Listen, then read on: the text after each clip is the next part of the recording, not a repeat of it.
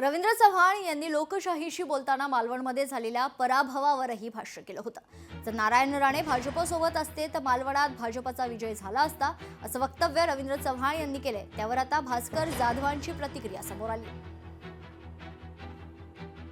एका बाजूला होतं ते 4 ठिकाणी सिंधुदुर्गामध्ये निवडणुका होत्या। 4 ठिकाणी निवडणुका होत्या। सावंतवाडी आणि वेंगुर्ल्यामध्ये भारतीय जनता पार्टीचा अतिशय चांगल्या पद्धतीने विजय झाला।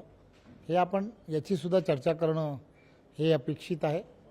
आणि त्याचबरोबर खरं तर दादांना या निवडणुकीमध्ये ज्यावेळेला आपण पाहतो की त्यांना निवडणुकीमध्ये 2 मुलं ही वेगवेगळ्या ठिकाणी प्रचार करतात, त्यामुळे त्यांना प्रत्यक्षपणे निवडणुकीमध्ये भाग घेता आला नाही, ही वस्तुस्थिती आहे।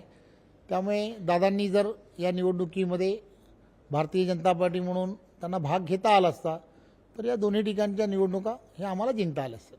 नारायण राणे जर प्रचारात आले असते तर भाजपला यश मिळालं असतं। 2 मुलं त्यांची समोर होती, त्यामुळे त्यांची अडचण झाली असं वक्तव्य त्यांनी केलं। याकडे कसं बघता? त्यांचा पक्षांतर्गत विषय आहे, त्याच्यामध्ये मला फार काही दखल घेण्याची आवश्यकता वाटत नाही। लोकशाही मराठी ऐका, पहा, जागरूक रहा।